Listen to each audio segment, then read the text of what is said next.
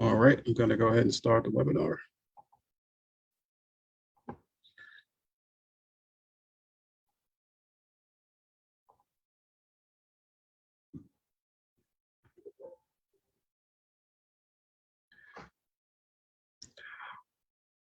All right. Hello and welcome to Emancipation Park Conservancy's Bridging the Gap Financial Literacy Program, sponsored by Veritex Community Bank. We are thrilled to have you join us today as we share timely information regarding budgeting and financial management, presented by a true expert in the field. My name is Dr. Mohammed Abdul Rashid, Program Manager and Partnership Liaison here at Emancipation Park Conservancy, and I will be your facilitator for today's webinar.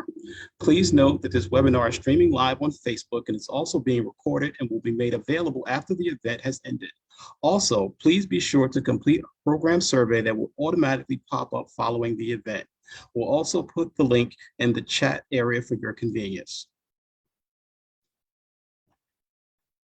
Since its inception in 2014, Emancipation Park Conservancy has served over 15,000 program and event participants and has reached over 200,000 globally. The Conservancy was formed to create a renewed cultural, learning, and recreational gathering place in the city of Houston. Our mission is to enhance Emancipation Park by preserving its integrity and enriching its heritage as a local, state, national, and international landmark.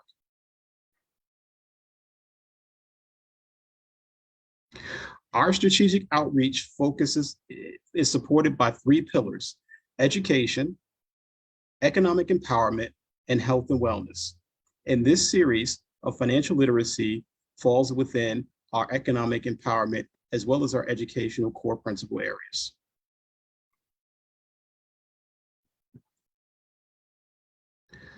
We would like to take a moment and thank our corporate sponsor, Veritex Community Bank, for sponsoring our financial management series. Today's webinar is the first session of our 2021 Financial Empowerment Series.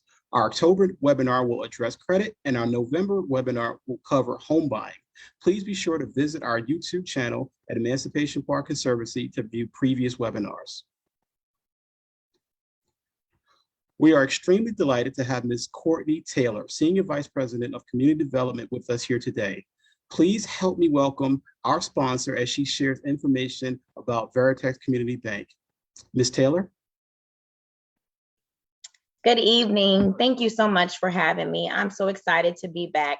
As I said, I'm Courtney Taylor from Veritex Community Bank. I serve as the Community Development Officer for the greater Houston area. And I'm so glad that I get a chance to partner once again with the Emancipation Park Conservancy. This is our 2nd year in a row doing the Bridging the Gap series. And so in my role at Veritex, I get a chance to work with different agencies across the Houston area and put on different financial literacy workshops and focus on volunteerism and giving back to our community. And Emancipation Park Conservancy is one of the great organizations that I have had the pleasure of working with. And I'm so excited that we'll continue doing some of these series and then over the next couple of months, as far as the home buying goes, as well as credit and really what your credit score may look like and what it possibly could look like. So I'm excited about the upcoming financial literacy series that we have.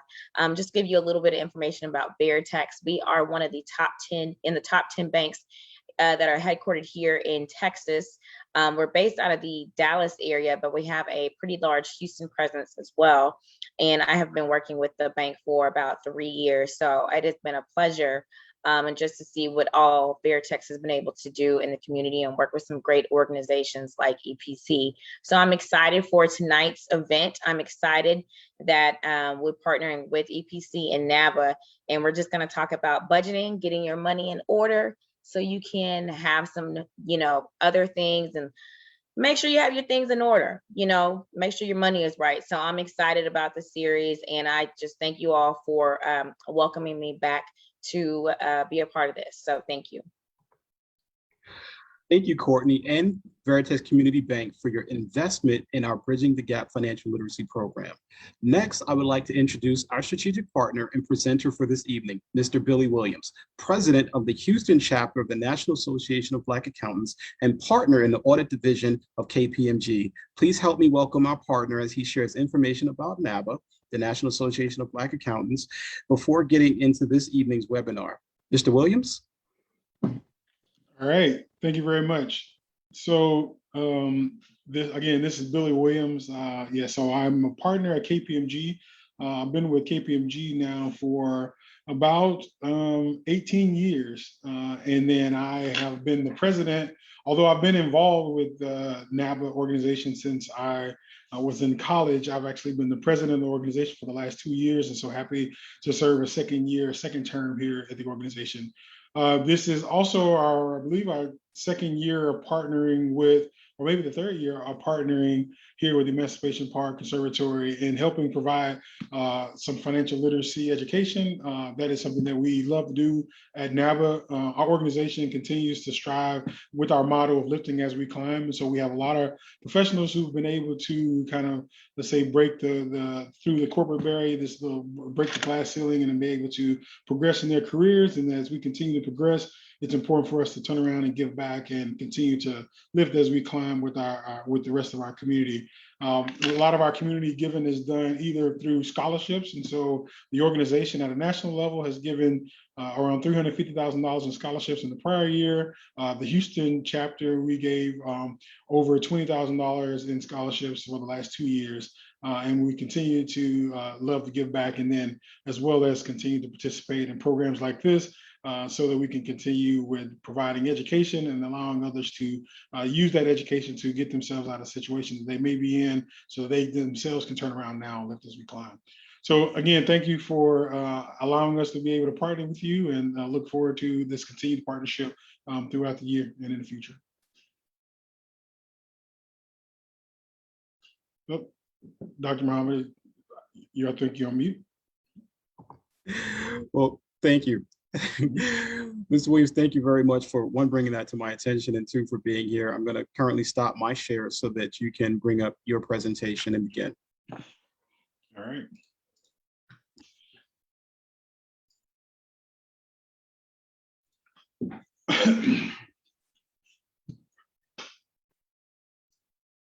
All right, can you see my screen okay?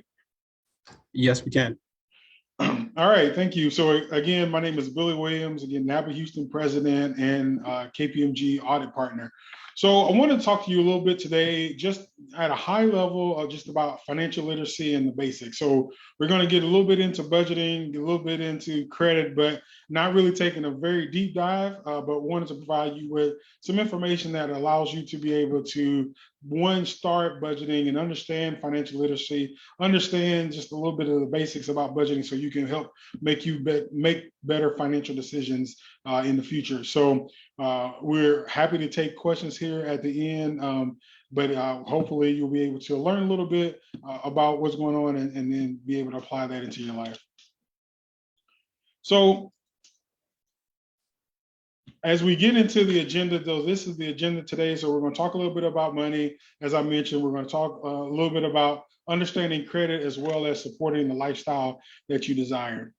So one of the things that a lot of people get in their mind is that I can't start budgeting and I can't start coming up with a financial plan until I make it out of my current situation.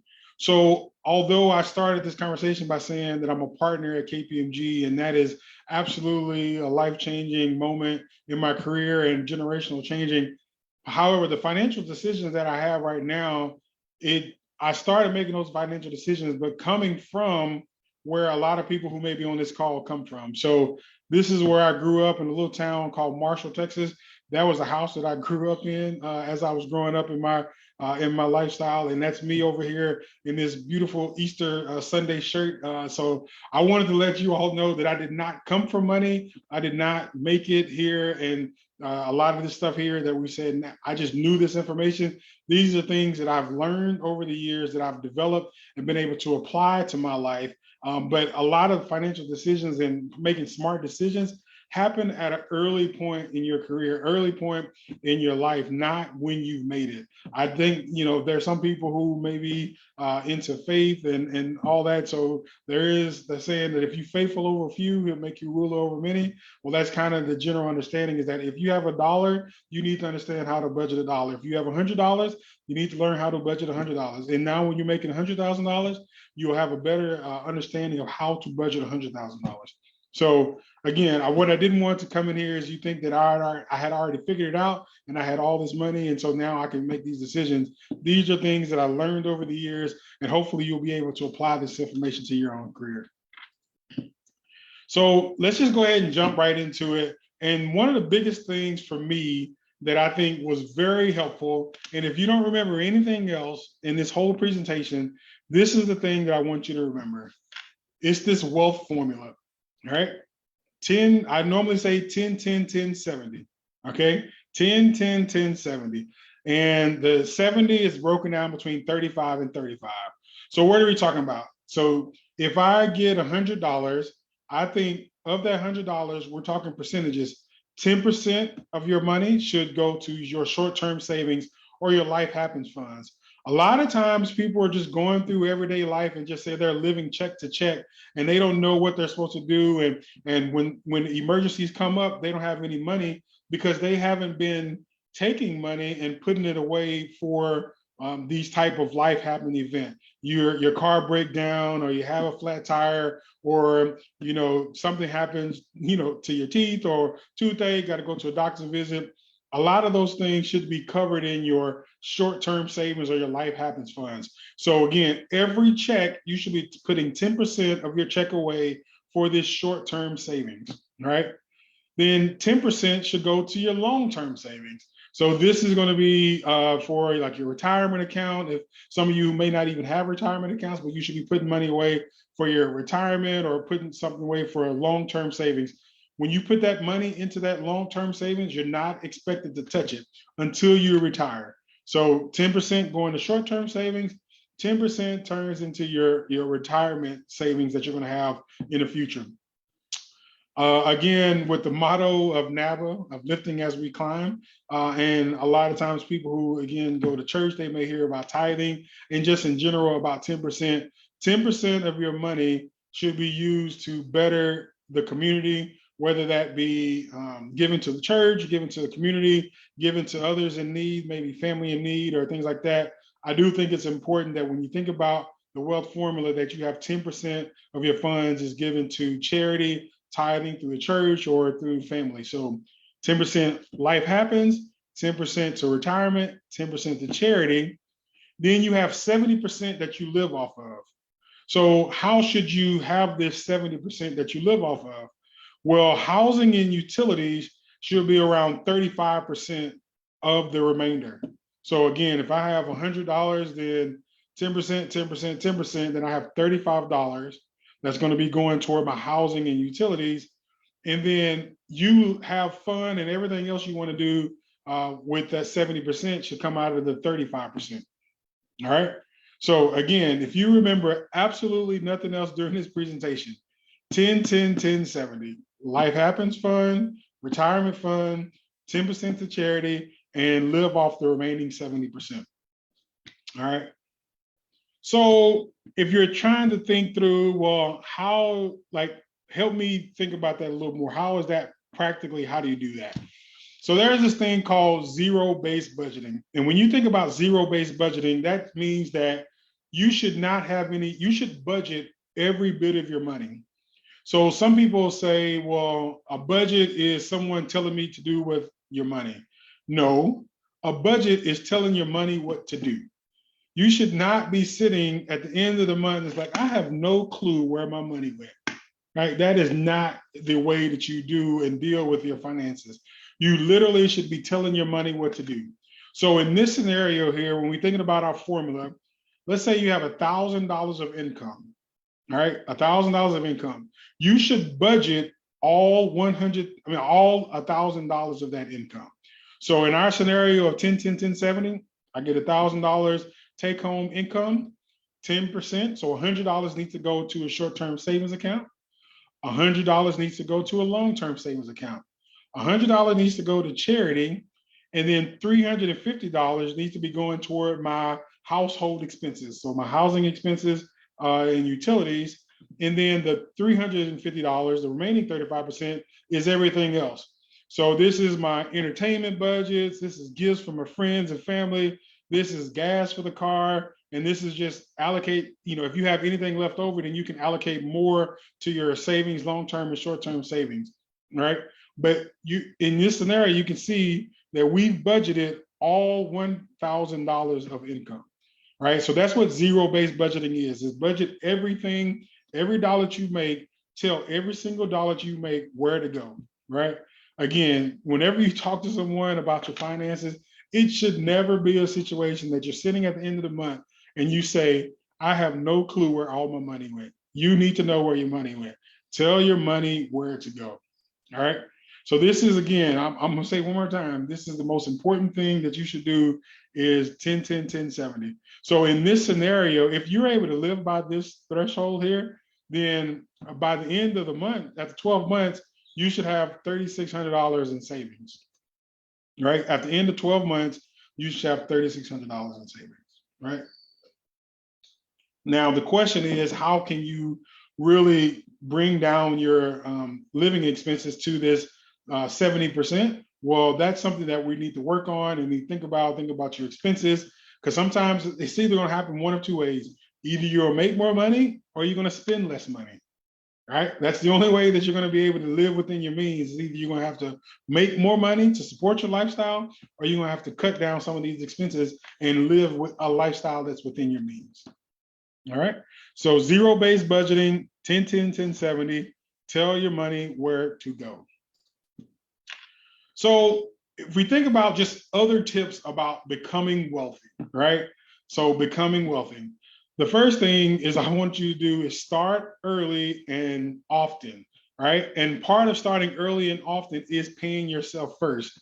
So again, when we talk about the 10, 10, 10, 70, I did not say 70, 10, 10, 10, right? It is 10, 10, 10, 70. So you need to pay yourself first. You need to give your money for your savings, build up your savings, build up your long-term savings, and make sure you're allocating that money to yourself first. So when you think about risk, I know people, again, it may be too early for some people on the call to talk about investing or to think about investing. But when you think about investing and when it's time to invest, you may hear the say, hey, big risk, big rewards, right? So yes, if you're trying to take big risk, you will get bigger rewards. However, bigger risk could also mean big failures, right? So no matter what you do, don't take a risk without a reward. Don't just put money somewhere and you don't understand where this money is going to go. Don't just be spending your money for to say, well, I think it's going to give me a return, but I don't know. I don't really know the rewards. Whenever you're making financial decisions, think about the risk and think about the rewards.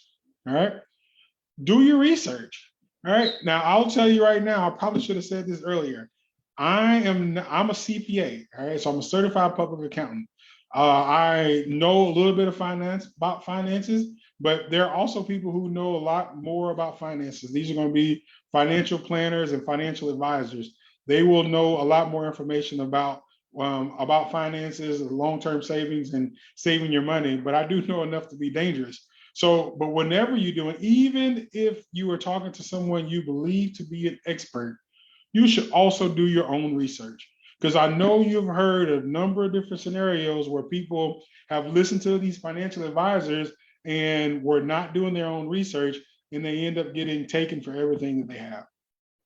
All right, so I would not just tell you to trust anyone blindly, no matter how good a smile they have, and no matter how smooth they talk to you and how charismatic they are. It is important for you to do your own research, right? Ask questions, ask a lot of questions. I don't care if you think these are stupid questions. There are no such thing as a stupid question, especially when it comes to your money. There is no such thing as a stupid question. All right. So here's a couple other tips here. Again, we'll get into this at different sessions later on during the year about credit and things like that. But whenever you, this first bullet here says invest in things that appreciate and not depreciate. Invest in things that appreciate, things that gain value over time. Depreciate are things that lose value over time. So something that gains value over the time generally is real estate, right? For all that I know, I don't know a lot, but I do know that, at least to my knowledge, God is not making any more land.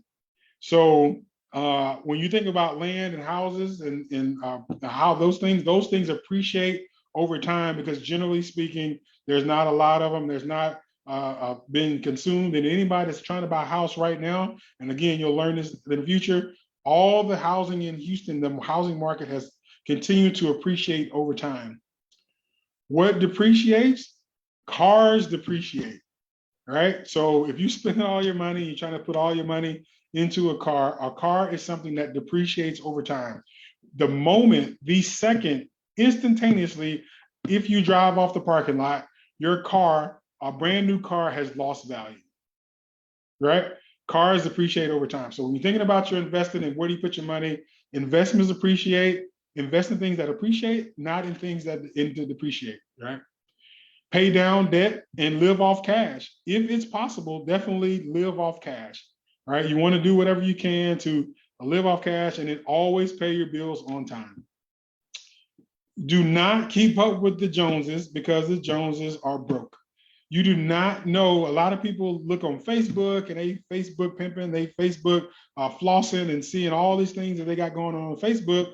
And then if you actually were to get their finances, you realize these people are in debt up to their eyeballs, right? You can't look at someone else and determine, I want to be like them. You need to be like yourself. Don't try to keep up with the Joneses.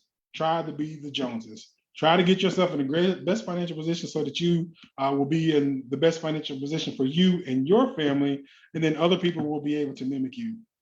All right. And again, make a plan and constantly reevaluate. It's similar to the whole notion about making a budget. Make a budget, reevaluate your budget, make sure you're living within your means. All right. So if I want to touch a little bit on the point of about start early and often. So there's this whole notion about compounding interest and the future value of money, right? So in this example here, it says, why do you start now? So let's take this typical example. You say, listen, I want to retire at the age of 55, which is an amazing goal if you can do that. And I believe I live a normal, meager lifestyle. And if I were to retire, I think I only need $1 million to retire. All right. So you say, okay, well, if there is a normal rate of return of 5%, and that is since May of 2020, you think about the average rate of return on certain mutual funds and things like that is about 5%. So you say, hey, on a 5% return, how much money do I need to be investing on a monthly basis in order to have $1 million at the age of 55? So if you start at 25 years old, you can invest $1,200 a month to be able to have $1 million when you turn 55 years old. All right. All you do, $1,200 a month, you'll be able to have $1 million when you retire. But let's decide you have this school of thought, well, I don't have a lot of money now. I'd rather wait till I have way more money before I start investing. So I'll wait till I'm 35. That 10 years is not going to make a big difference. So let me wait until I'm 35 years old to start investing. So same scenario, 35 years old, I want to retire by the age of 55. And I want to have $1 million when I retire. In that exact same scenario, it will take you you would have to start investing monthly of $2,400 a month just to be able to have the exact same $1 million at the age of 55 when you retire. So that 10-year difference have made your cash flow, instead of saying in order to have $1 million, having only $1,200, saving $1,200 a month, now in order with the same return, starting 10 years later, I literally had to double the amount of money that I'm saving in order to be able to retire using the same value, having the same $1 million, right? So that's whole notion about compounding entries, and the money makes more money, and that money makes more money, and your money continues to grow off the money that you made. So your money and your investment and your returns continue to make money, right? So the very simple point of this is start early and start often. Do not sit in the scenario and say, I'm going to wait 10 years. I'm going to wait until I have a lot more money before I start investing.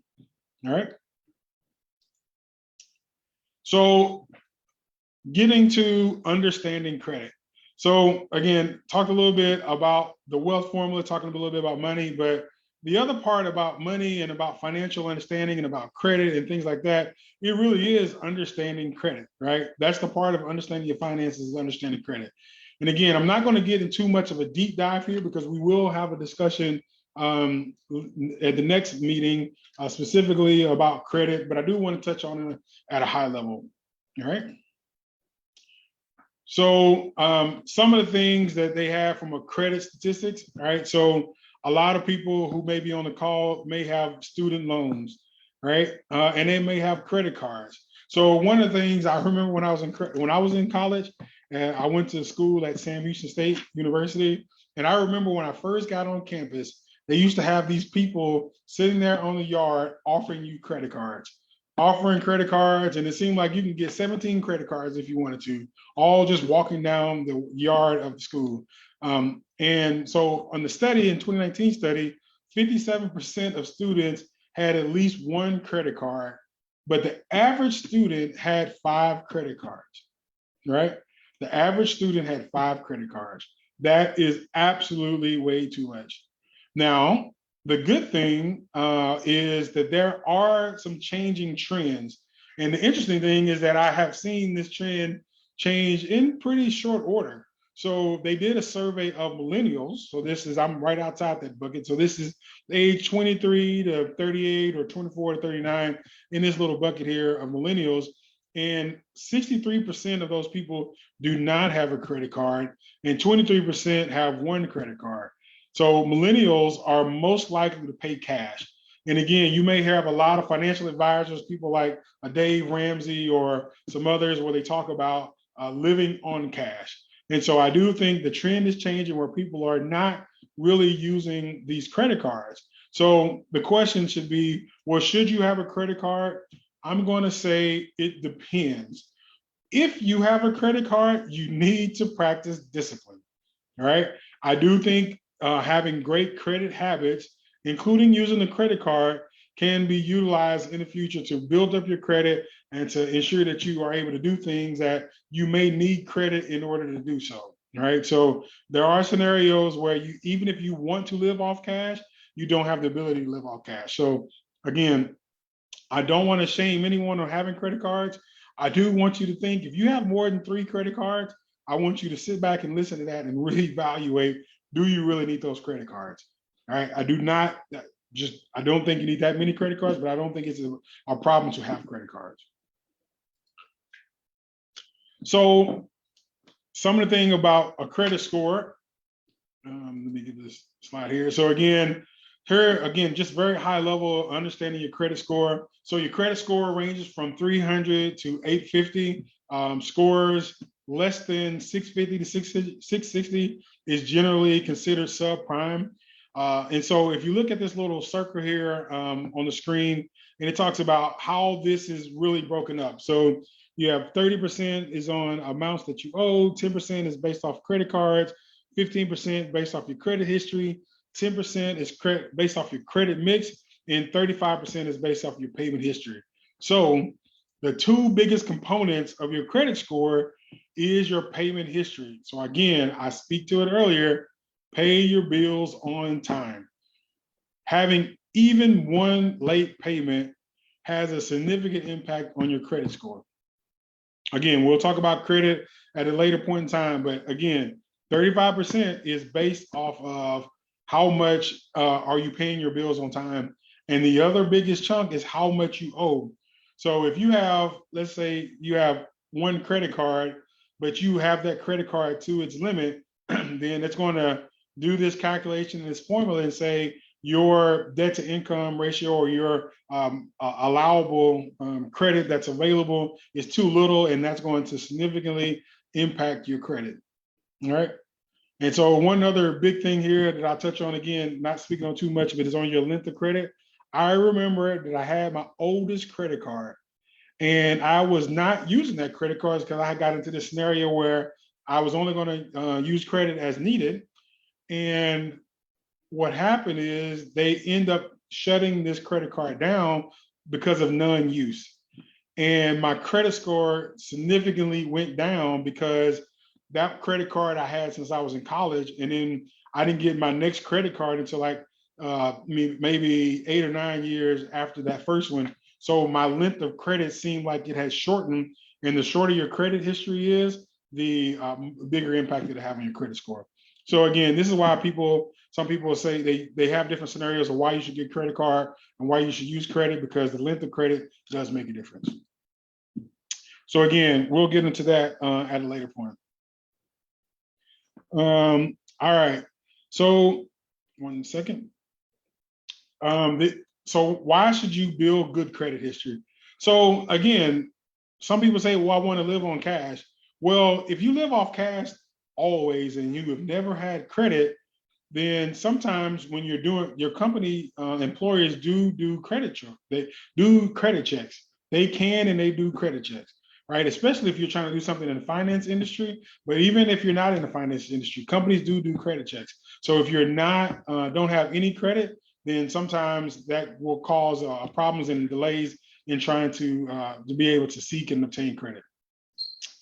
The next thing here is about leveraging your purchasing power. So again, when we're thinking about, okay, I want to start investing or I want to be able to get a home, again, if the average home in Houston is around $200,000, some people may got it, but most people don't. And it's almost impossible to be able to save enough money to buy a house, a home with 100% cash. So a lot of times, in order to be able to leverage the cash that you have on hand, you will need credit. So you want to leverage your purchasing power. Again, buying a car, home, furniture, business, all of that stuff really is based off your credit. And you will get denied if you have bad credit in trying to get an apartment, right? Your credit history reflects in your credit report, and that information, for the most part, at the minimum, it's stuck on there for 7 years, right? And bad credit, the last point again, bad credit can prevent you from buying a home, getting phone service, qualifying for insurance, and renting an apartment.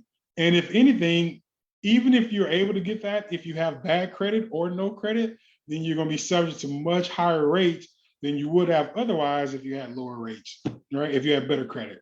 So lower rates, better spending power, a lot of things will happen when you have better credit, all right? So a couple of other things here specifically related to credit cards. So credit card do's and don'ts. Again, I think 2 credit cards. So the very top line here, at least have 1 credit card and then pay the other balances on time and to work to pay off the balances on a monthly basis, right? If you do have 2 credit cards, you have to be disciplined. So again, 2 credit cards. If you have 2 credit cards, what that does do is they say, well, it will show the amount of credit that you have compared to your spending availability. That does look good on your credit report. But what you don't want to do is say, well, I got $20,000 credit card. That means I can spend $20,000 a month. Absolutely not, right? So don't just because you have it, don't mean spend it, right? Try to maintain that around 30% or less. Negotiate to have low interest rates. So again, you're going to always be offered these introductory interest rates, but whenever you offer this introductory interest rates, those rates will generally spike up within 6 months to a year. So make sure you be aware of that, and then always try to negotiate a better rate. Make wise decisions. Think about wants and needs. There's absolutely a difference. You learned that when you were a kid, the difference between wants and the difference between needs. Maintain steady employment is always important. Maintain your balance less than 35%. I think the magic number is actually 30%, but try to maintain less than 25%. Once it's over 30%, it literally will immediately drop your credit. All right? So what does that mean just in general? If you have a $10,000 limit, never let the balance go over $2,500. Some credit don'ts are pretty much just the opposite of what I just said, right? So if you think about a credit card, try to maintain a balance. Do not maintain a balance greater than 25%. Do not have 3 or more credit cards. Again, if you have a credit card with a financial institution, and then you have maybe 2 credit cards with a financial institution, and then some people say, okay, well, I'm going to get me a Macy's card. I'm going to get me a Best Buy card. I'm going to get me all these other cards to try to take advantage of these rates.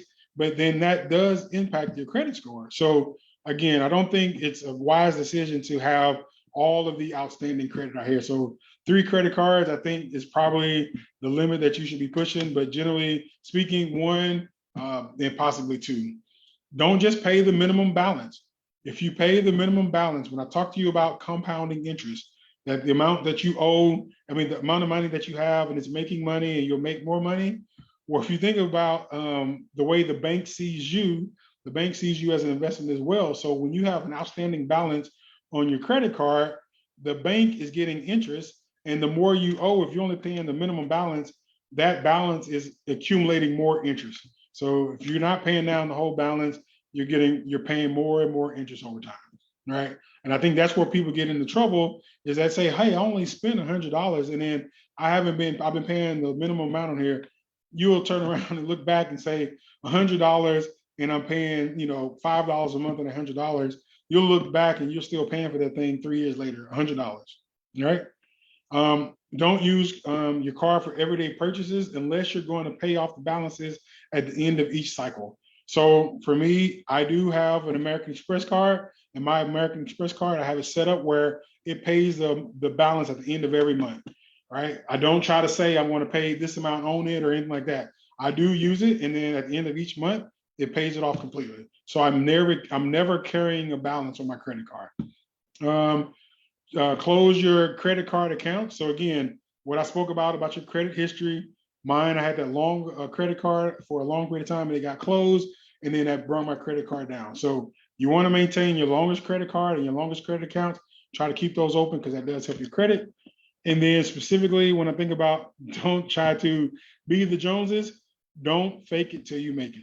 There are certain things in life, if you fake it till you make it, you may believe me or not, but there are certain scenarios. If you smile, if you walk into a room and you're sad, and then you start smiling, there is science behind that. If you pretend to be happy, you will become happy.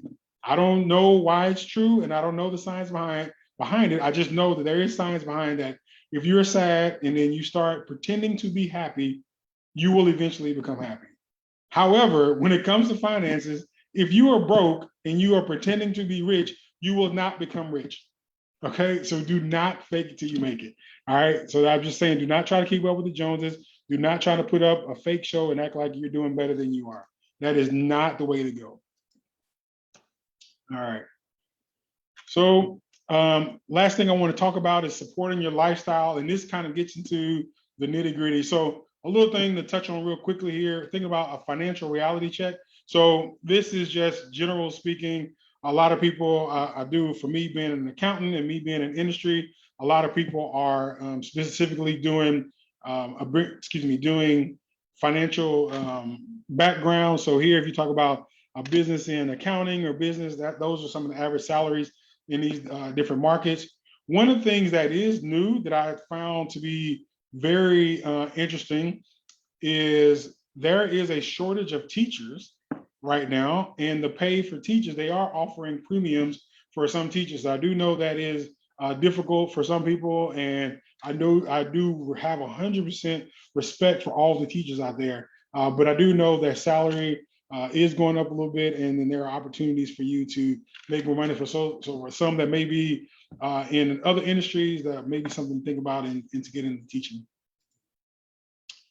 All right, so when you think about a budget, so again, I want to just walk you through a scenario on how you think about a budget. So in this example here, we're going to assume you start working for KPMG. All of you all are great. You want to come work for my company, so we're going to work at KPMG, and we're going to say you're making around $55,000 a year, right? So when you do that, if you're trying to do your budget, it's best to do your budget on a monthly basis. So I set up my budget and I say, okay, at the top of the line, I'm going to say I make $45.83, right? And then here's some other assumptions that we're going to say. We're going to have a sedan that's $30,000 a year. We have student loans because, again, around 26% of the students are coming out right now have student loans. So assume you have student loans. We're going to assume that you're trying to rent an apartment and you have credit card debt of about $3,000. And then in this scenario, there are options that you live alone or to live with a roommate. So let's just assume that you are living with a roommate. Excuse me, assume that you're living alone. So 4583. So the first thing you do is to say, okay, first, here's my top line. That is how much money I'm making. Then what you do is start dropping in your expenses. So in this scenario, what I've done for you is just say, here's some of the things that you have to spend money on. So let's say if this person here, they spend, $1,000 on rent, $200 on utilities. You see other things like cell phone bills. They got a car note of $600. Then they turn around and have car insurance for $300. They're paying gas money, paying off their student loans. They budgeted some money for entertainment, and then they actually have some money that they are trying to put to their short-term and long-term savings. And then personal grooming, they got to stay fresh, and so they got to go ahead and either get their cut or go get their hair done, and say this is their normal expenses. So at first glance, you look at this, and I just told you, well, you're making about $4,500 a month in income, and then now you're spending $4,000 a month in expenses. So $45 in income, okay, $4,000 a month in expenses. In your mind, you may think, okay, looks like everything is all good, right? Feel like I can make it. Well, when you're doing a budget, you don't look at the gross number. You have to look at your net number, right? So in this scenario, you have to say, have you thought about taxes? There's nothing certain in life except death and taxes. And so at the end of the day, even when you're making this $4,500 a month, you're then say, okay, they have to take out my income taxes, social security taxes, and then health insurance. So now that $4,500 a month has brought you all the way down to $3,000 a month. All right. So whenever you're doing your budget, do not start with your gross income. You need to start with how much is hitting my bank account every month. And in this scenario, $3,000 is what's hitting your bank account every single month. So then when you get into this scenario of where you thought you were going to be living good and you kind of had your expenses, now you're literally working in a deficit every month. Instead of having money left over, which is income, you now have a deficit. So in this scenario, $3,000 a month from work, your expenses are $4,000, and then you are now in the whole $1,000 a month. All right. So again, when you're thinking about your budget, the first thing you need to do again is thinking about how much money you make.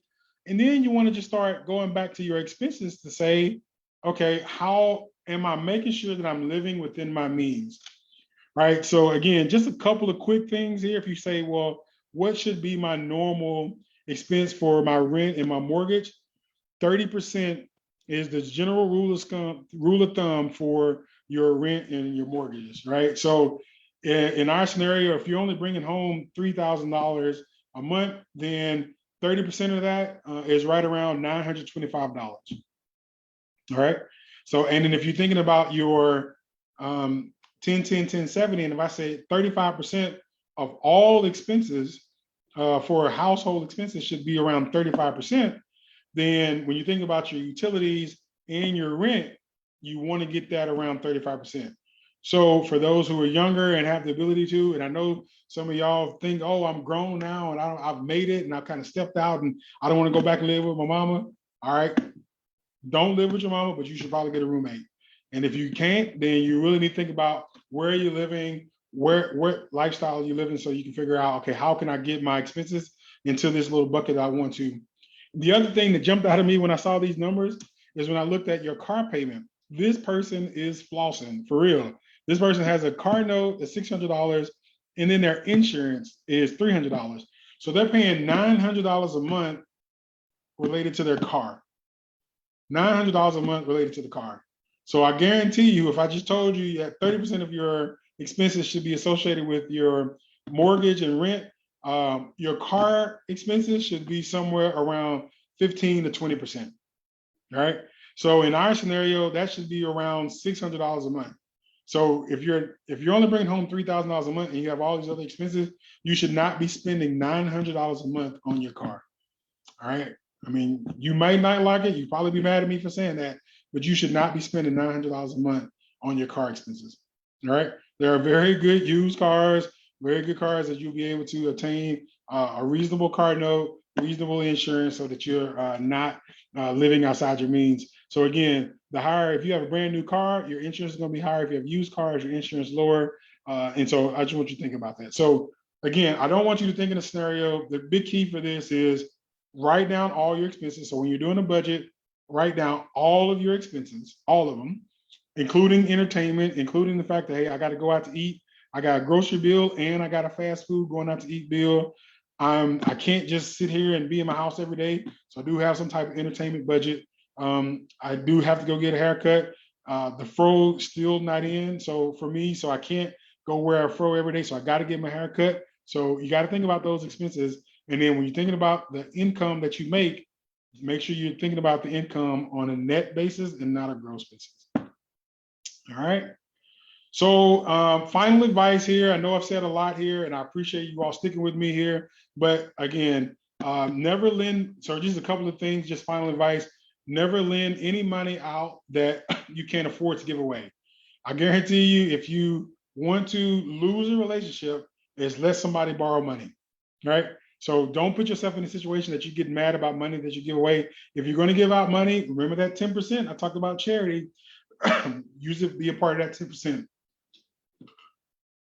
Excuse me. So thinking about that 10%, excuse me. Saying no is not a problem. That does not make you a bad person. Cars are not an investment. So again, unless your name ends with Hertz, Avis, or budget rental car, then cars are not an investment. Your credit should be protected and treasured. Take it, definitely don't take advantage of it, and pay yourself first. Try to put money into a 401k or some other savings account and make sure you're saving your money. All right. So that's all I had to share for today. And then just wanted to know if there were any questions that have come through, Dr. Muhammad or Courtney, any questions or comments that have come through on the chat? All right. I'm going to check right now. Billy, we're going to end your share, and I'm going to share my screen again.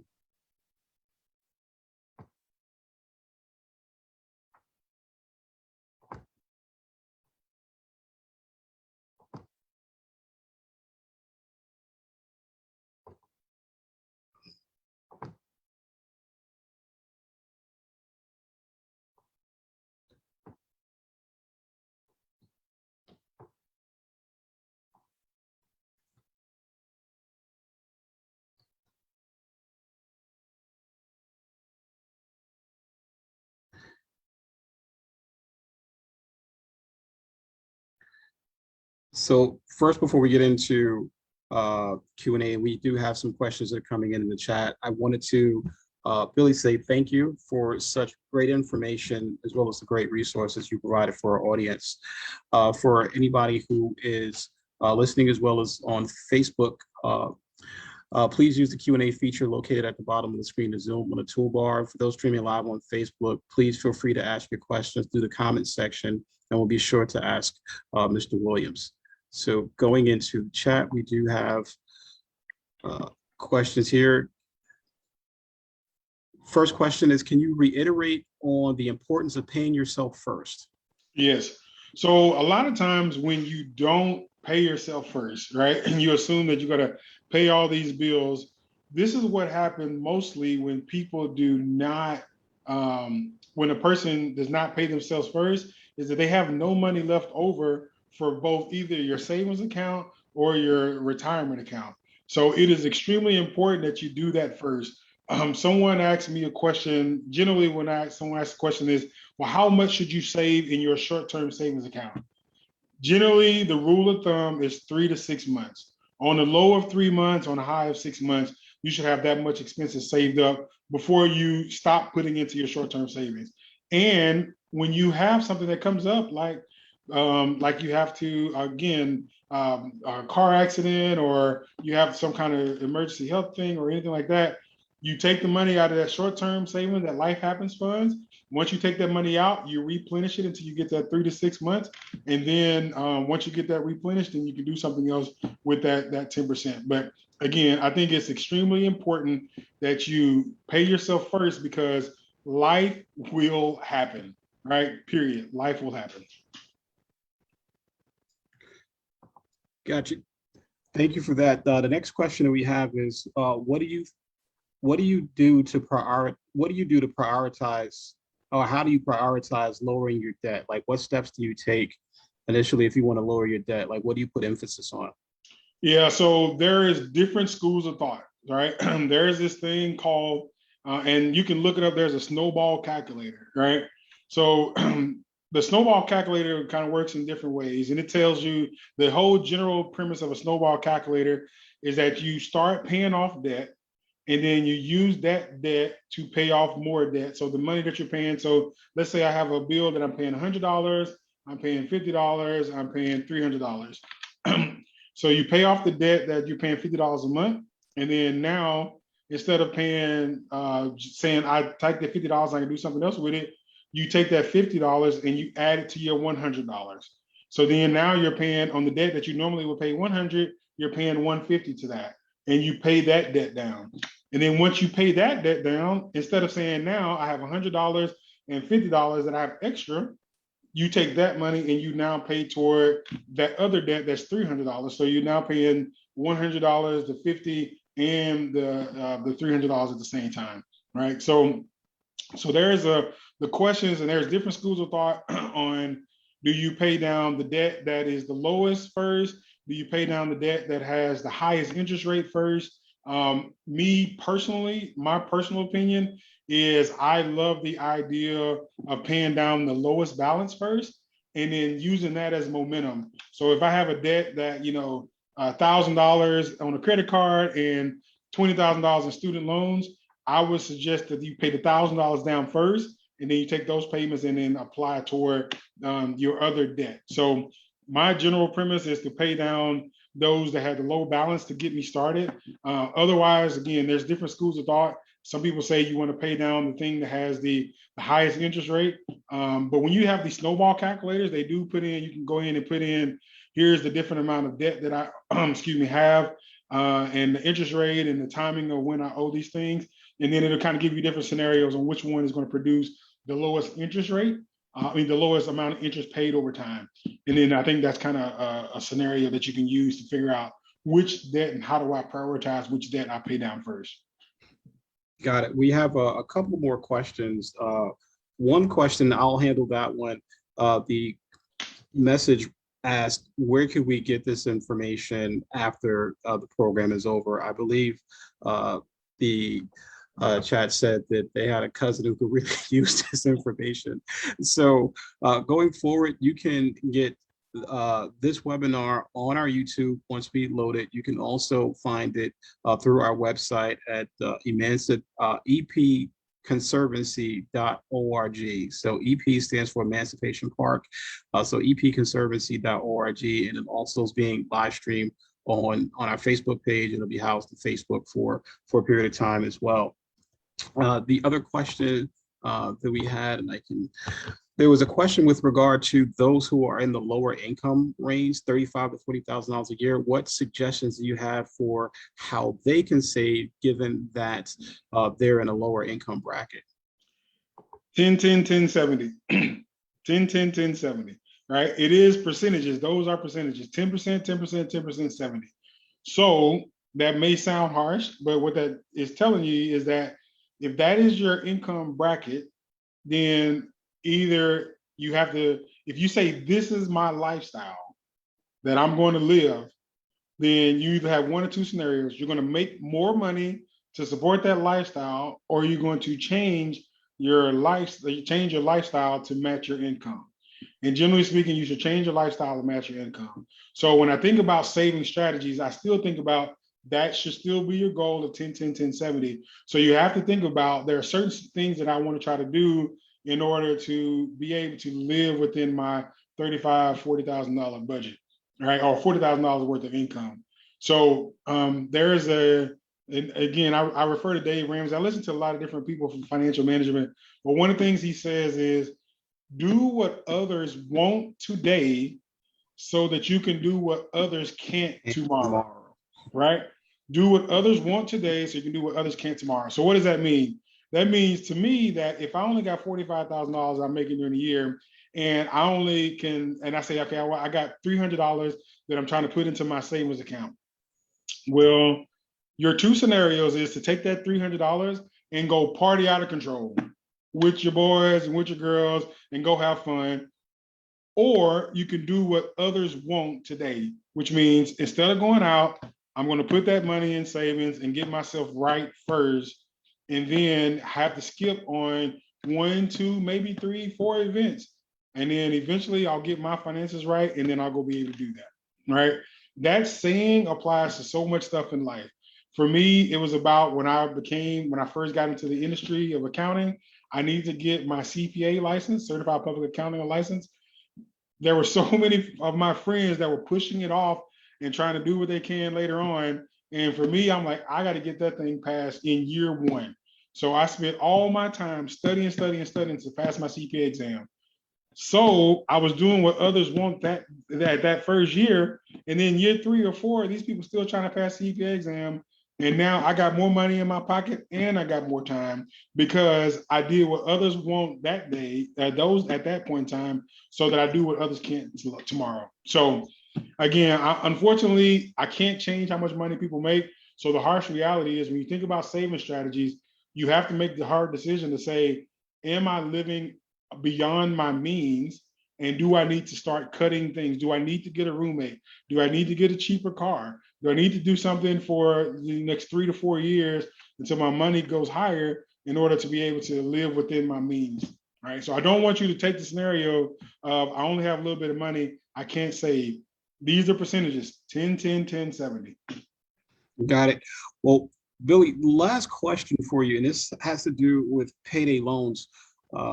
Payday loans have become really popular, and the question really related to how do you save and how can you get out of that payday loan trap? How can you get out of it to like pay it down and rid yourself of that payday loan? Yeah. So remember I told you the scenario of which debt do you pay first? Do you pay those that have a smaller balance, or do you pay those that have a higher interest rate? Almost always your payday loans are going to have a higher interest rate. And sometimes when you put in that calculator, because of when they're due and how much interest rate on it, you're going to end up paying a whole lot of money in interest if you try to start on your smaller debt and you pay that payday loan out to the full term. So in those scenarios with like a payday loan, I would highly suggest that you pay those down first. So even in that Snowball Calculator, you can override and you can pick which one you want to pay first, and you can customize and say, okay, I want to pay down this payday loan first. So my first advice is try not to take them, all right? Because it's just credit. It's the same other credit that you're using. So try not to get them if you can. That's number one. If you do get them, because sometimes it is necessary, and some people you run into a circumstance. So I don't want to say it's not necessary at all. So sometimes you need to get them. If you do get them, think about the interest that you're paying on them, and I suggest prioritizing paying the minimum balance on certain things so that you can pay a bigger balance on your payday loans. Get those paid off first. Then take that money and start applying to other things. Well, with there being no more questions, we'd like to thank you for participating in today's webinar. We'd also like to take the time again to thank our sponsor, Veritex Community Bank, for their support in our Bridging the Gap financial literacy program. And also like to give a big thanks to our president, Mr. President, Billy Williams of the National Association of Black Accountants, for spending so much time with us and sharing so much valuable information for our community. And I know this is virtual. We'll give you a virtual round of applause for a wonderful presentation. Thank you. For more information and to contact Mr. Williams if you have additional questions about accounting, about finance, maybe you want to join NABA, or if you're in the industry and you're looking for a relationship to build, Mr. Williams' contact information is here. Something else just came up in the chat. Okay, never mind. That wasn't a question. That was a congratulations to Mr. Williams. And also with regard to Veritex Bank, excuse me. For more information about Veritex Bank and the products that they offer, you can reach them at www.veritexbank.com, and you can reach them on all social media platforms at Veritex Bank. So we at Emancipation Park Conservancy hope that you are able to walk away enlightened with new information, more empowered by tips, tricks, and techniques, and more equipped with resources to become more financially savvy. Once the webinar has concluded, please be sure to complete the survey that will pop up automatically on your screen, or click in the survey link in the chat area. To learn more about our Bridging the Gap Financial Literacy Program and other upcoming programs and events, be sure to visit our website at www.epconservancy.org and follow us on our various social media platforms. Like, subscribe, and share with your network. Before we go, do we have any parting words, both from either our sponsor or from our presenter? So I just want to say thank you for, again, allowing me to be able to speak to the group here. Definitely love doing this.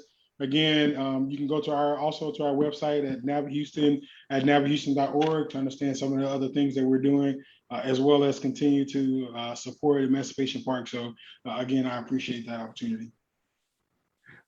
Thank you for participating. Courtney? And thanks again for having us join back with you all for 2 years in a row. We really appreciate it. And just thanks to all of the work that Emancipation Park Conservancy is doing. And thank you, Billy, for tonight's presentation. Again, thank you to our audience for attending today's webinar. Again, my name is Dr. Mohammed Abdul Rashid, and we look forward to seeing you for October's webinar. Until then, have a wonderful evening.